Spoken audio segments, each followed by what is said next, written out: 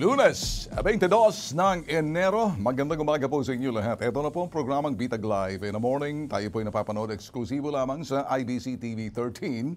And sabay po yan sa aming digital platform. Dalawa po yan pwedeng panoorin.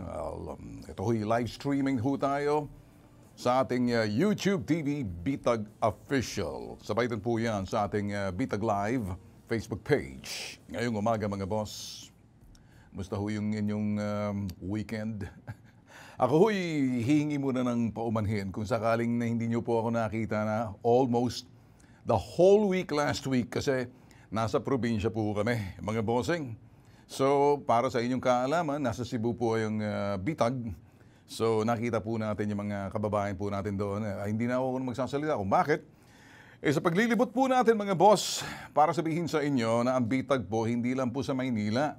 Kami po ito papanood, hindi lang sa Maynila. Naglilibot din po kami sa Cebu, sa Visayas, eventually sa iba't ibang parte ng Visayas, sa Mindanao. Bakit ho? Abay, sasabihin ho namin sa inyo dahil yung aming ginagawa po ay reaching out sa aming public service. Tulad ngayong umaga, ang dami na po ng kapila sa aming tanggapan. Dahil pong Davao, iba Batangas, ibang probinsya.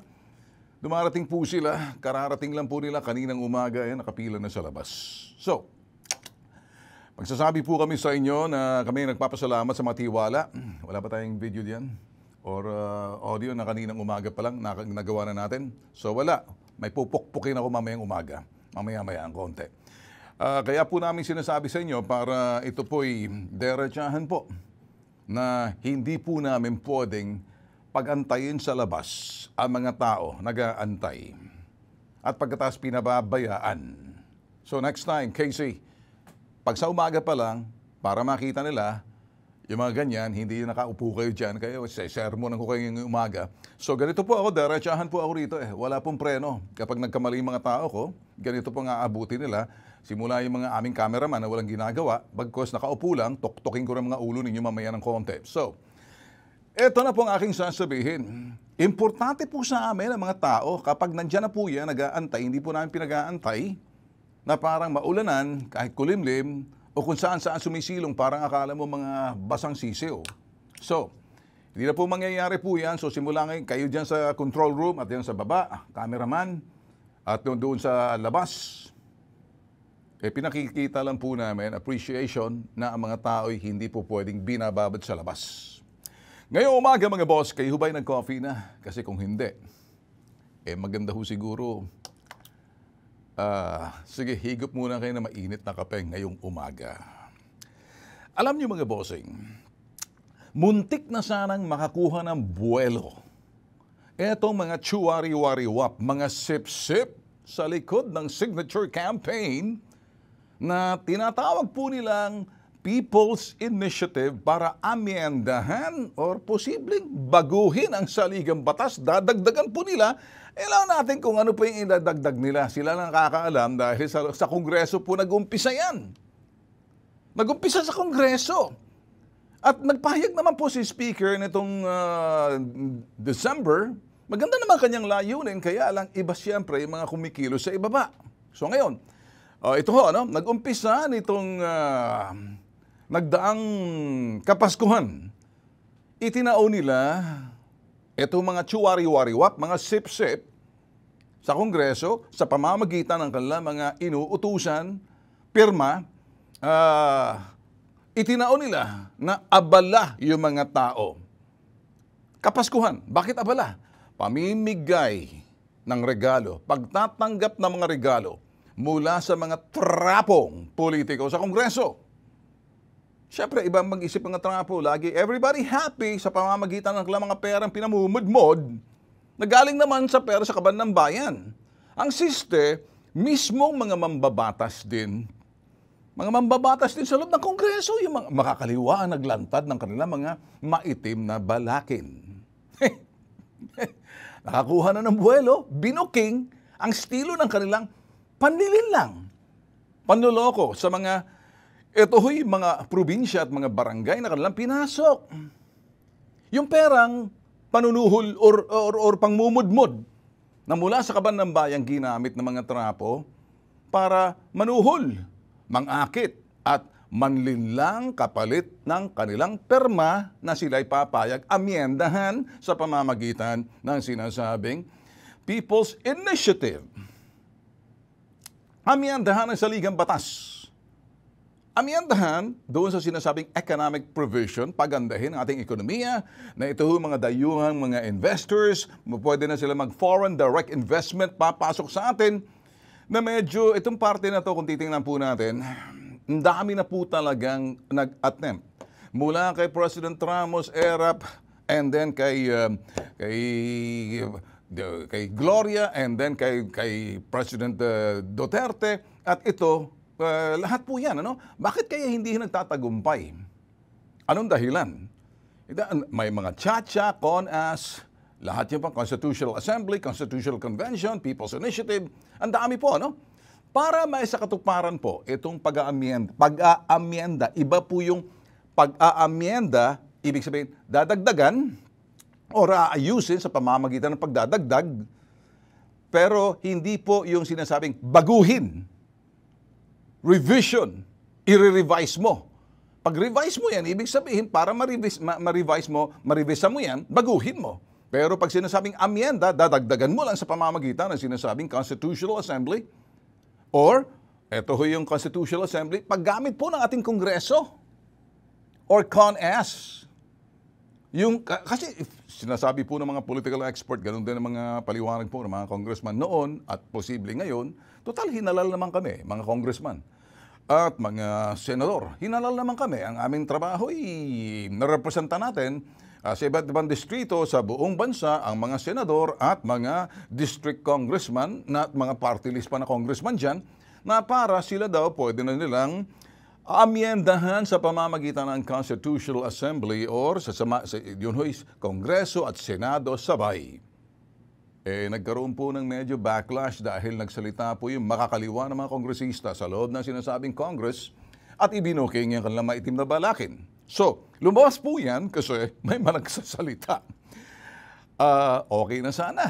Ganda sana ng samahan sa loob ng Kongreso nitong mga kongresista po natin. Napapansin nyo, wala masyado nagsasalita. Simula noon, parang everybody seemed to be okay in harmony sa loob ng Kongreso. Ano kaya ang sekreto? Ang Kongreso. Ang sarap talaga na sinasabing extraordinary fund. Kung ng araw, pork barrel kung tawagin. Wag na natin pag-uusapan yung mga pag pinag-usapan po natin kasi masyadong sensitibo. Ito po yung sinasabi po natin pag pinag-usapan. Yan ay confidential fund. Luma na po yan. So balik po tayo. Ito, balikan po natin. Ano? Ito po yung sinasabi natin ngayon, nagkabukingan. At dahil nagkabukingan sa loob ng sinasabing Kongreso, nabisto. Kaya marami nagsalita sa mga probinsya. Aba sila nagsasalita. Abay, mantakin mo ba naman, pakalat ka ba na ng pera? Siyempre, mga tao, sanay sa sinasabing ayuda. Merry Christmas, that time. Eto, pangpapamudmud, ay medyo, permahan mo to. Tapos, 100 pesos or 1,000 or 5,000, 10,000 sa mga barangay, sus Mariosep na yan. Saan ang galing yung mga pera niyan? Pag titingnan po natin yung mga pera niyan, abay, nanggaling po yan sa kaban ng bayan. Hindi po yan galing sa mga bulusan nila. Ginamit nila People's Initiative sa ibaba. Inisyatibo mula sa tao. Mula sa tao, kaya gagawin mula sa tao, iakyat nila sa sinasabing ito'y sa Kongreso, sa Senado at Kongreso, Lower and Upper House para amyendahan. So, ano pong ibig sabihin nito? Papapasukin po yung mga dayuhan ng mga investors, foreign direct investment, FDI. Kung titingnan po natin, panahon po nitong nakarang administrasyon, may ginawa na po sila dyan Yung mga batas at regulasyon patungkol sa ekonomiya, probisyon na ipinasa po nila kahit wala na pong tsa-tsa.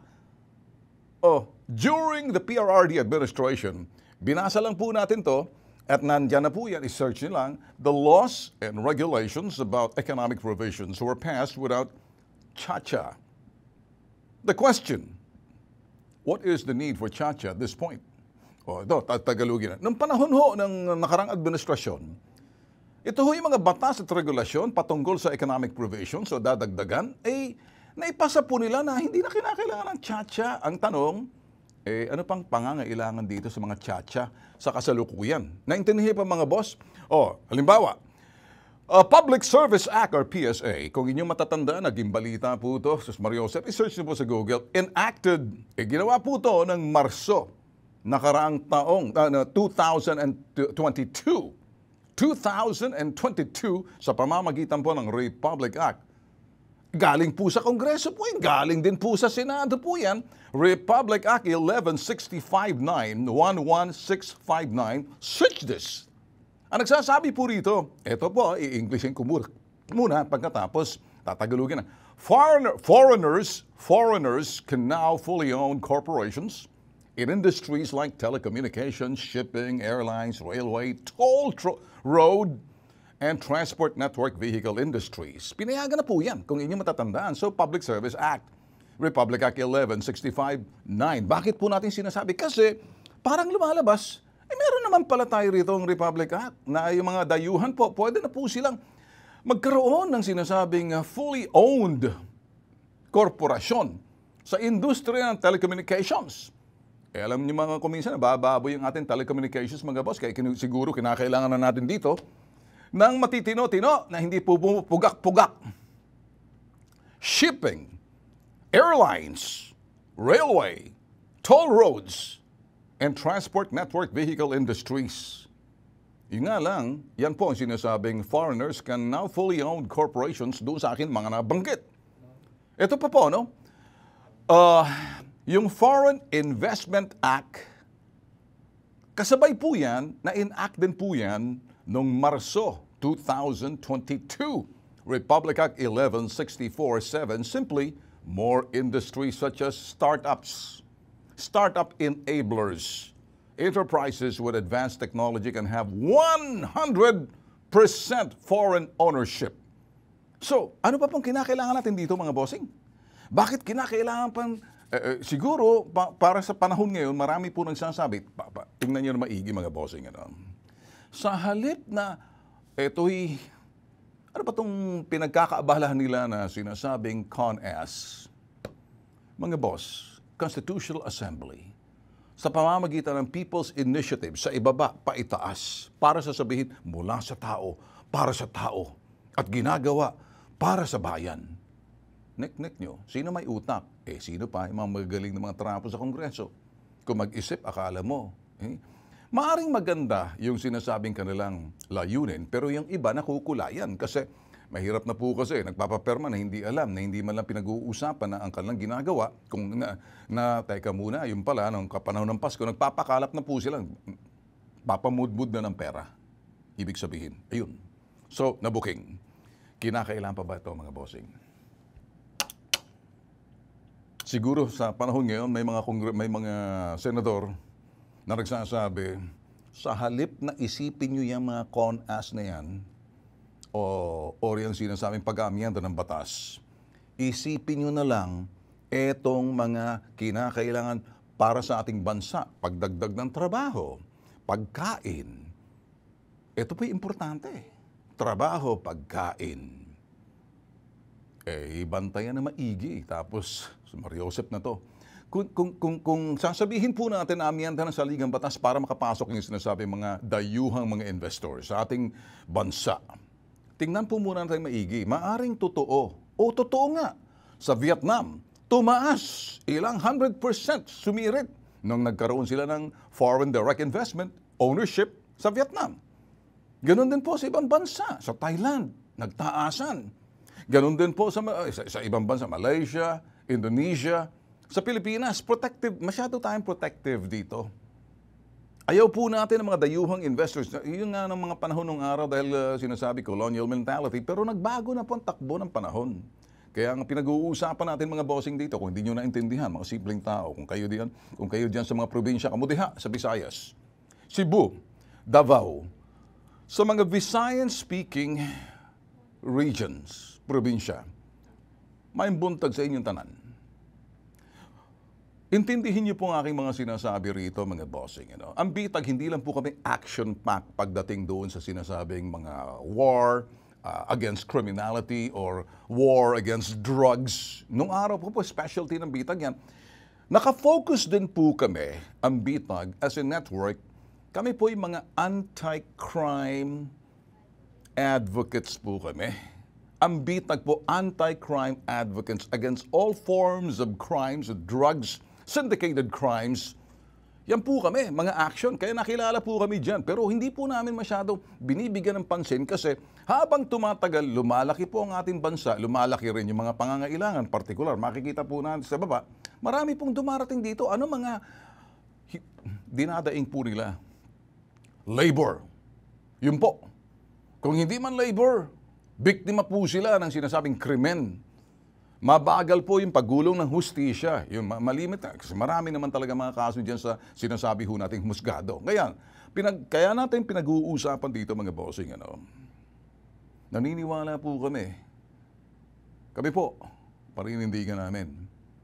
Sa halip na pagtuunan ng pansin to. Ngayon, nagsasalita po sa Senado na sila po titingnan nila maigi para amyendahan ang batas, hindi baguhin ang saligang batas na para yung term extension to perpetuate yung mga dynastiya kung pag-uusapan para pahabain, palawakin yung sinasabing, yun pong iwasan natin. Kasi kapag naamyendahan po natin ang ating saligan batas patungkol doon sa sinasabing ekonomiya, baka singitan po nila ng politika. Mapagkakatiwalaan po natin yung mga sinasabing politiko natin. Abay, mahalaga mga boss. Hindi po ako anti-politicians, hindi po yan eh. Ang aking sinasabi po rito mga bossing, yung ating mga politiko, partikular sa Kongreso, Senado, trabaho po nila, una sa lahat, tingnan na maigi ang pangangailangan kung may problema sa sistema po natin, dagdagan sa pamamagitan ng paggawa ng batas in aid of legislation, kung ano mang kahinaan. Ang dami pong problema ngayon. Sus Mariosep, Senate hearing lang, sunod-sunod. Makikita nyo. Ewan ko kung nakakagawa pa sila ng batas dyan. Puro hearing ng hearing. Malapit na kasing eleksyon. So grandstanding yung iba dyan.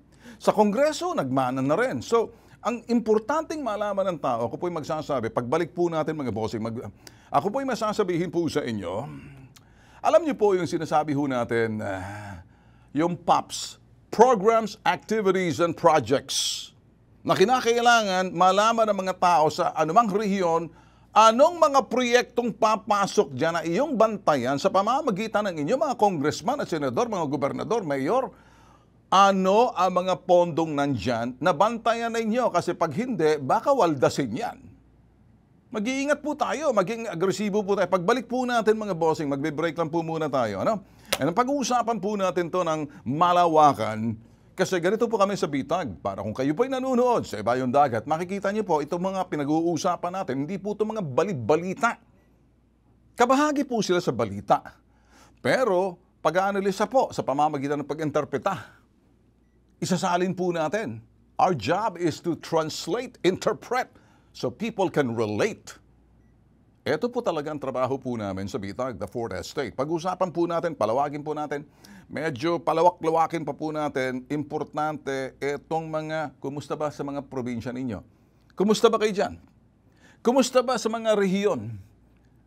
Nakakaabot ba sa inyo kung ano yung mga infrastructure o mga proyekto, aktibidades, or programa ng pamahalaan na mula sa Kongreso pinondohan, nakakaabot ba sa inyo? Pag-usapan natin mamaya yan.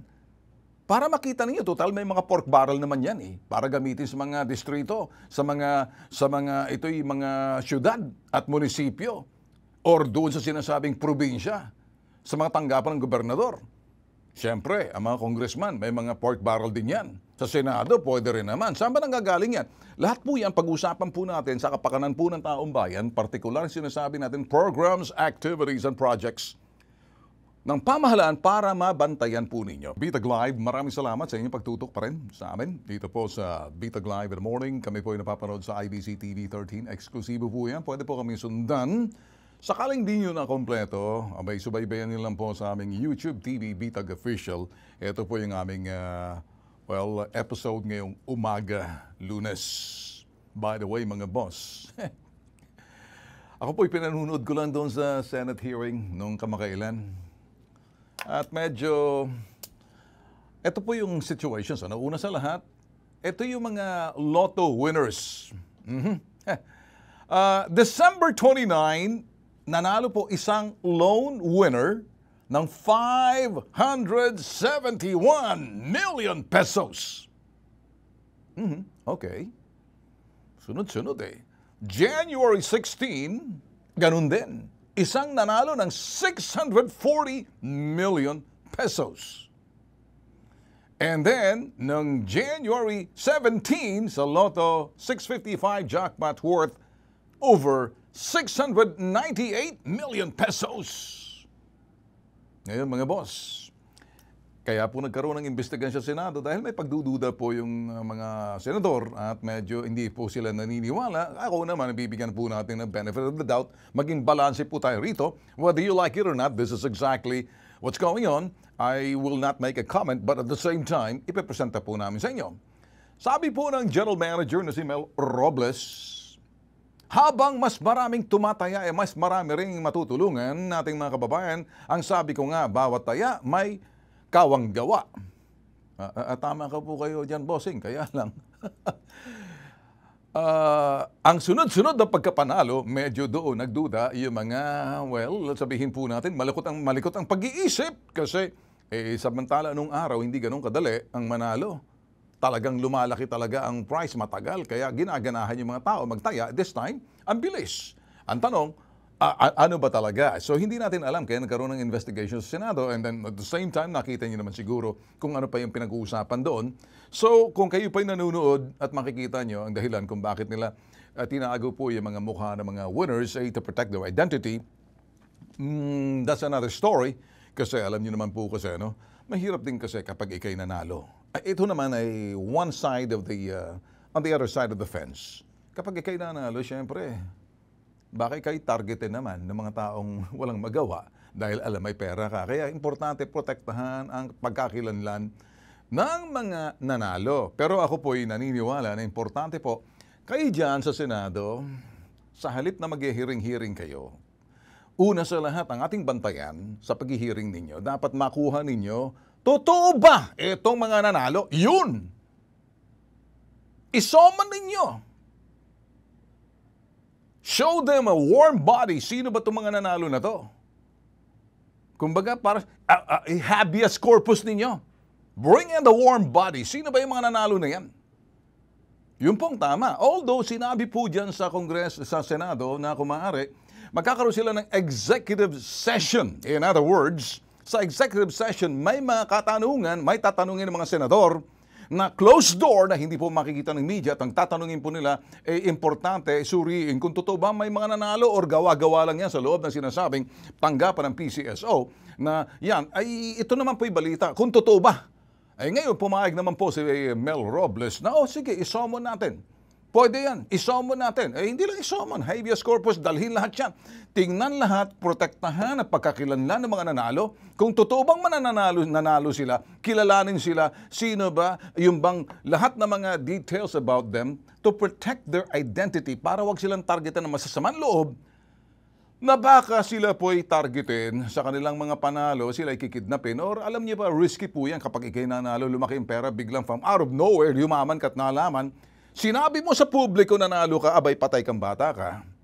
Hindi lang pipila sa bahay mo, pahingi. At the same time, iba naman yung pipila doon na kung paano ka tatargetin. So identity, importante po yun.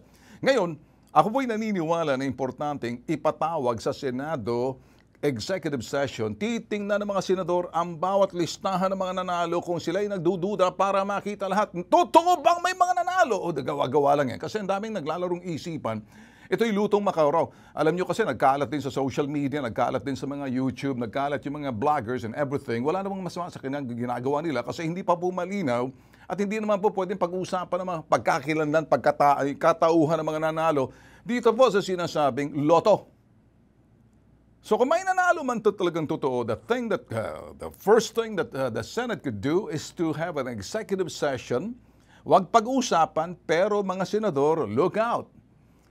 kilalanin kung sino itong mga nanalo, kung totoo nga ba, nakuha nila ang pera, how's everything, do the due diligence. Na wala kayong iiwanan na mga bagay na maiiwan lahat. Itumba nyo, no left, don't leave any stone unturned. Kung yan ang gustong sabihin ng mga senador, pumayag naman po si Mel Robles. O sige, ipasaw man sa Senado yan. Ipakita lahat kung sino mga nanalo. Ibalandra sila, isa-isahin sila. Secretly makita sila, interviewin sila ng mga senador. Kung kinakailangan pa ng mga senador, puntahan ang kanilang pamumuhay. Tingnan kung saan pumunta ang mga pera. Karapatan ninyo mga senador para mag-imbestiga. Hindi puro grandstanding lang. Alamin. Para makita. And then to say, oh, totoo nga nanalo to. Sige nito, itatago namin ang pangalan. We trust you in the Senate that you can therefore summon. Isabina nyo. Kung kinakailangan nyo, i-habeas corpus nyo para ipakita kung talagang totoong mga nanalo to o para matigil yung sinasabing agam-agam. Pumayag po ang PCSO. Yung pong aking, habang ako po'y nasa Cebu, tinitingnan ko po, okay, alright, mukhang okay naman daw. Isasabpina, isasama yung mga nanalo, executive session. At hindi lang po yan. Isa-isahin yung mga records ng mga nanalo kung kayo pagdududa kasi marami po nagdududa. Oh. Kaya parang lumalabas dito ang PCSO raw, kaya unang-una maraming agam-agam, ba imposible naman. 1.4 billion pesos in prices in just 2 days. Smash records, the landmark. Ito'y weak sa ilalim po ng pamumuno ni Mel Robles. Either this guy is for real or this guy is bogus. Kung totoo man ang sinasabi, kaya lang para sa atin, siya'y naninilbihan tulad na yun naman ng mga in-appoint ka dyan sa pwesto. So, public office is public trust. Yun pong gustong sabihin. Charity po yan. Nasa ilalim po yan ang Office of the President. Kaya, ang sinasabi po ng mga senador, magigiting na senador natin, sige, isama natin. O, payag ako dyan. O, good.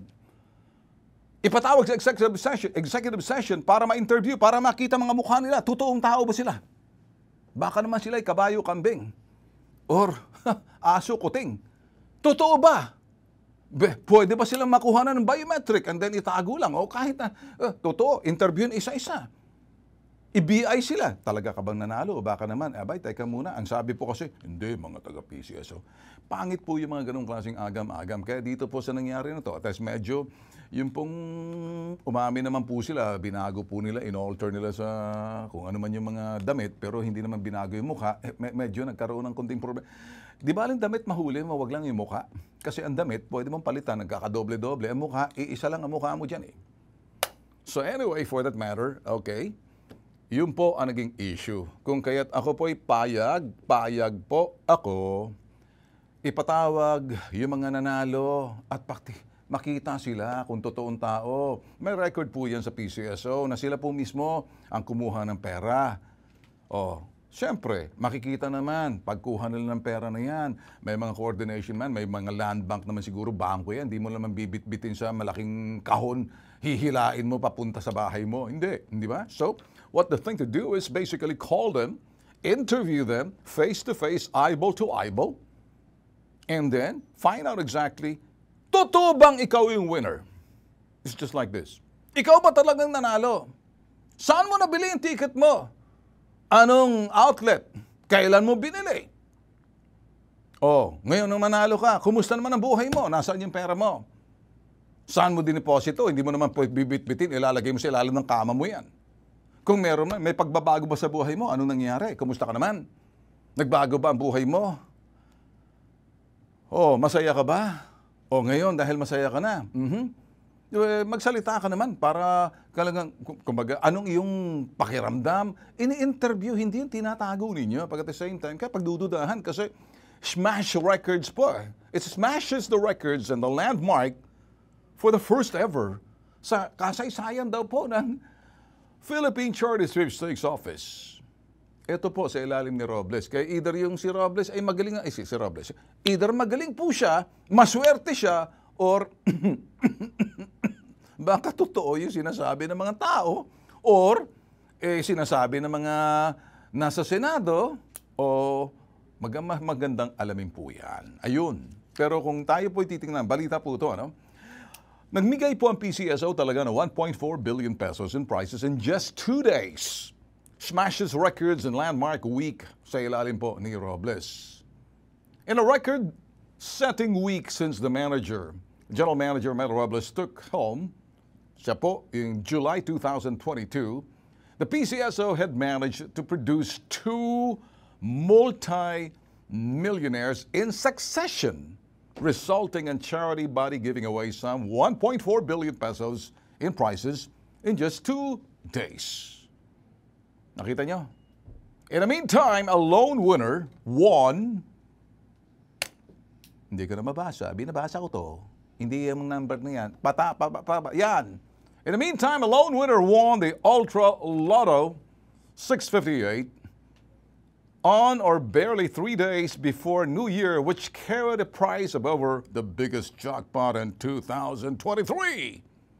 To recall, the PCSO on December 16, 2023 raised the minimum guaranteed jackpot of the Grand Lotto 655, Ultra Lotto 658, and later on, Super Lotto 649 to a whopping 500 million pesos each as part of the Sandog, Pakabog, Christmas Gross.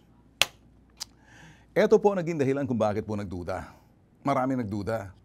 Nung araw, maraming pila. Ang haba ng pila. Makikita niyo sa mga outlets. Sa bagay, yung sinasabi naman ni Mel Robles. Ngayon kasi, digital na, sa mabilis. Nung araw kasi, pag nakikita niyo, mga tao excited, pinag-uusapan, tataya ka na. Teka muna, yun ang panaginipan ko. Lahat, pag ako'y nanalo, everybody's excited. Now these days, parang walang excitement. Parang may mga nanalo. May nanalo kaya? May nanalo ba talaga? Yun ang tanong nila. So, bantayan na lang po natin. Senate, hindi ako nagkakamali sa aking pagkarinig. Magkakaroon kayo ng executive session. Sa executive session, what are you going to do? You will ask more questions, the nitty-gritty, diyan sa PCSO, and you will have to summon, kung maaari, and even, lahat ng mga nanalo, see them in person, especially itong mga successive na to. Totoo ba sila yung tao na yon? Totoo ba pag kinuha nila ang pera sa PCSO, binipicturean sila, may thumbnail, may lahat na biometrics, na sila nga ay nanalo? At para makita rin ng BIR. Hindi na. Wala atang taxes to pag nanalo ko sa ano. Anyway. Meron din. Sigurado. Masaya na naman ang BIR.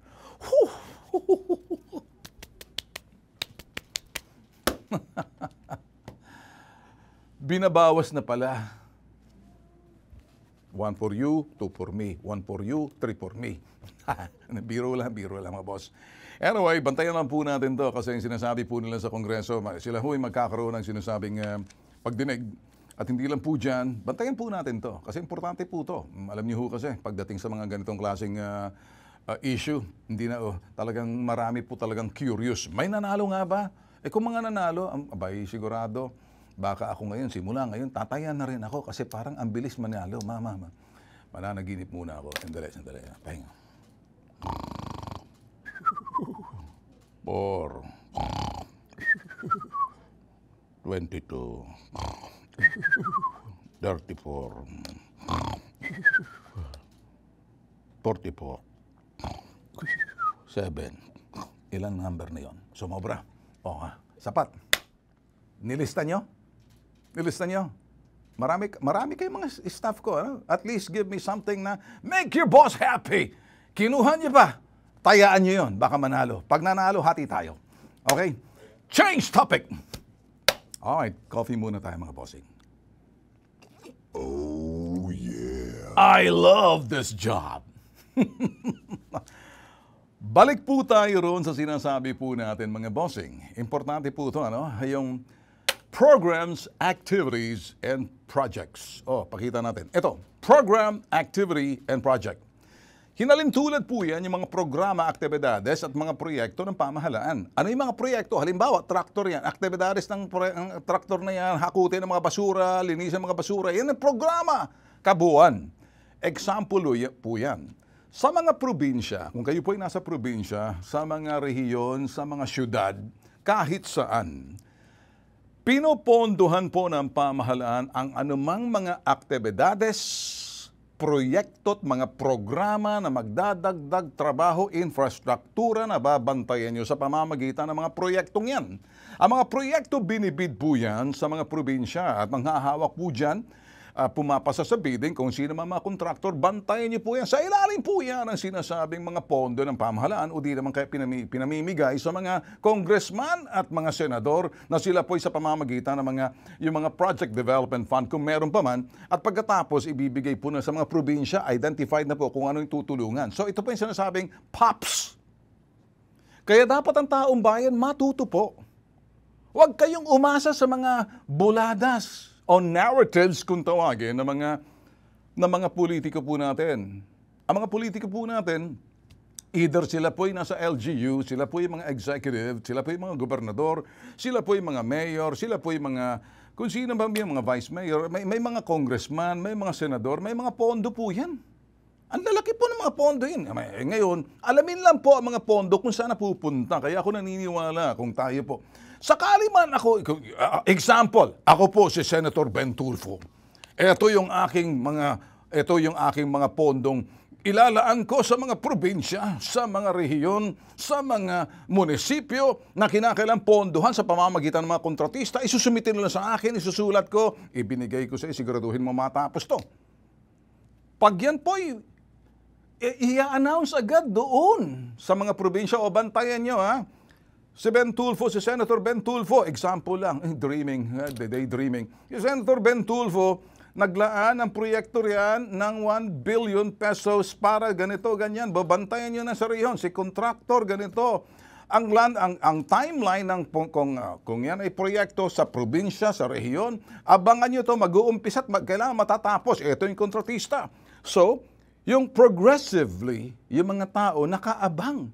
Sa bawat proyekto niya, pakikinabangan po ng mga tao, yung mga proyekto niyan. Huwag lang yung proyektong kalokohan, tapos binubulsa, tapos ang lalaki ng mga sinasabing kinukuha ng mga 30%. Halimbawa, ako si Senator Ben Tulfo, example, at meron namang congressman na Raul ang pangalan at Christian ang pangalan. At gusto nilang makibahagi sa aking pork barrel, bibigyan ko ngayon si Raul. Okay, Raul, dahil ikaw mabait sa akin at magaling ka na cameraman ko, ikaw ngayon bibigyan ko sa pamamagitan ng 300,000 pesos. Pagandahin mo ang kalsada, pagandahin mo yung mga elektrisidad, hindi inaabot. Ikaw, Raul. Ito si Christian. Ikaw, Christian, bibigyan kita ng 300,000 pesos. 300 million pesos. 200 milyones. Babantayan po ngayon ng mga tao kasi inilantad ko na. Ilalabas ko na sa website ko. Ilalabas ko sa aking Facebook page na si ganito, binigyan ko ng ganito, ito yung At the same time, yung mga pork barrel na naka-assign sa akin o mga development projects, ilalantad ko, ito ngayon sa 2024 ang aking nakuha, bantayan yan. Ito na yung mga projects, magsusumite sila sa akin, pagsusuriin ang aking mga executive staff, titingnan, okay ba to, okay? O lawyer, o mga abogado ko, ayusin nyo to ha, walang kurakutan dyan. Sisiguraduhin ko na wala yung 30%, 40%. Hindi pa nag-uumpisa, pahingi. Mario Joseph na to. Natututo po ba kayo? Kaya po yung sinasabing programs, activities, and projects. Kuminsan, bottoms-up budgeting, nung araw pa po yan. Di na po bago yan. Pag sinabing bottom, yung mga proyektong hihilingin ng mga tao sa pamamagitan ng kanilang mga local executive o congressman na kailangan nila to, so kailangan pondohan. Sinong bibigay doon? Yun ay gagamitin sa mga probinsya para makita, mabantayan. Hindi po yung tahimik lang, walang nagsasalita. Hahanapin mo, magkano ba ang budget nitong si Senator Casey Binarao? Magkano ba ang project nitong si Mario Joseph na to? Si Senator Char Mateo? Magkano ba ang project nitong pupuntahan ko si Senator Michelle Berber? Kung bigyan kita nyo, kano kaya dito? O di si Congressman ngayon, Raul at si Congressman, para itatago natin kanilang mga pangalan at ang kanilang mga apelyido, Congressman Christian. So, Maria Josep, pupunta ngayon, anong gagawin? Hihingi ng proyekto. Bago sila hingi ng proyekto, nakatimbre na sa aking listahan na yan ay gagamitin sa rehiyon, sa probinsya nito, sasabihin ko na in advance, hindi ko na dapat sasabihin, abangan nyo na yan, si ganito nakakuha ng proyekto kay congressman, si ganito nakakuha na yan. Ang problema, hindi po nag-iingay po itong mga mambabatas po natin, tinatago rin po nila, kasama po sila sa kasapakat. Wala pong estilo ata na parang itong mga mambabatas po natin, nilalantad po ang kanilang mga proyekto. Sa pamamagitan mga proyekto, aktibidades o mga programa nila na bumula po dun sa kanilang pork barrel. Yung extraordinary expenses or for development fund na mayroon po yan. At yung ating national government, sabihin po, tulad po ng nakarang administration, build, build, and build. Infrastructure. Ang problema po sa atin, paano po magkaroon ng interest ng mga foreign investors natin, foreign direct investment, kung kulang po tayo ng infrastruktura. Mga sasakyan, transport, kulang. Paano po pag kulang din, sinasabing yung energy natin, elektrisidad po natin. Paano po yung mga infrastruktura na kinakailangan? At the same time, sino pong gaganahan sa investment climate po natin kung ang political climate po natin dito magulo pagdating sa larangan ng politika, amyendahan mo ang batamiya, gaganda economic provisions, pero yung larangan ng politika, abay, teka muna, magulo. So, ang sinasabi po natin dito mga bossing, ang taong bayan, tayo po, kayo, ako, ikaw, lahat tayo, inclusive. Sama-sama magbabantay, kayo po mismo. Susulatan ninyo, kaya importante yung mga non-government organization, alamin kung anong kulang sa mga probinsya, isumitin ninyo yan. Sa pamamagitan, yung mga maliliit na proyekto, sa pamamagitan ng mga congressman para pangangailangan ninyo, hindi yung tinatago, tapos binibigay kung kanino para makakuha lang ng sinasabing 30%, o 40%, o 50%, garapalan. Kaya kung minsan inaampaw, binababoy yung mga sinasabing proyekto. Kung minsan mga proyekto natatagalan dahil unang-una kapag hindi kayo nagbigay 30 o 40%. Sus Maria Josep. Doon po nagkakaproblema pagdating sa mga projects eh. Tanong niyo po yan sa mga departments. Paano po sila yung sa mga proyekto na yan? Kaya po tayo nagsasalita, ang aking layunin ay maging masigasig po si Juan de la Cruz. Alamin po yung pangangailangan sa mga probinsya. Tell your local executives about the needs that you have. Mag-ingay po kayo dyan. Alam ko po, marami pong mga problema sa mga probinsya na hindi po natin nakikita. Ako po'y magsasabi sa inyo dahil ang bitag po talaga is anti-crime advocates. Laban po kami doon sa sinasabing syndicated crimes. Ito pa po, hindi lang syndicated crimes, ito na ho yung sinasabing cybercrime, mga sinasabing mga cyber scam, at hindi lang po yan, drugs. Nakakalimutan na po ba natin? Baka tumulad po tayo sa Estados Unidos na nakikita po natin sa mga lansangan po nila. Kabahagi na po sa kanila, hindi lang po yan, parang San Francisco. Sa ilalim po ng BART, Bay Area Rapid Transit, nakikita po, yan po, hindi mga pasahero. Diyan na po sila natutulog, diyan na po, kung ano-anong pinagagawa nila dyan. Natural na po, kabahagi na po sila, they're part of the landscape na nakikita po na, wag naman po sana dumating po sa atin kasi hindi naman siguro, ako pa nagpapakita lamang sa internet po yan, nakikita nyo, ganyan, nakikita nyo, parang wala sa sarili. And all these are just easily, you can just simply look the face of the United States of America. Punta ka ho ng Phoenix, Arizona, Philadelphia. Punta po kayo doon sa streets of Philadelphia. Punta po kayo ng California, Sacramento. Punta po kayo ng Los Angeles. Punta po kayo ng San Francisco. Makikita niyo po yung mga ganyan. Hindi po sila tambay, dyan na po sila. Natutulog na po sila dyan. Kung minsan nakayoko, hindi mo maintindihan. It's because yung mga tanawin na yan, kabahagi na po. They're like zombie. Ano nangyayari? Baka po kasi tayo, pag hindi na po tayo siguro dito, importante siguro dito, oy, PDEA, gising! Ganon lang. Para nung sa ganon, nagkakaintindihan po tayo. Baka kasi malingat na po tayo, puro tayo mga perma-perma, nakalimutan na natin yung sinasabing advokasya laban sa sinasabing krimen. Tandaan, there's always a relationship between poverty and economy. Kahirapan ekonomiya, dikit po yan. Asensadong ekonomiya, asensado rin yung sinasabing bansa. Pag talamak po ang kahirapan, ay nakikita po sa ekonomiya. Baka kasi maraming kurakot. Wala na po kaming oras. Kami po ay nagpapasalamat po sa inyong pagtutok. Ugaliin po sa umaga. Manood po ng Ipabitag Mo mamaya, 10:00. Pero ito pong sinasabi po natin. Parating na po, ano? Makikita niyo pong Ben Tulfo Unfiltered tsaka Bitag Live dyan po sa aming platform. Alam po namin maraming nanonood sa mga ibaing dagat, sa ibang bansa, ang mga Filipinos. Nalalaman po namin dyan. Pag sa labas, nakikita po namin, marami pong nanonood, sumusunod po sa aming digital platforms. At yan po ay patuloy po kami magbibigay po ng mga bagay na kaparehong issues, analysis, mainit na mga issues sa ating bansa.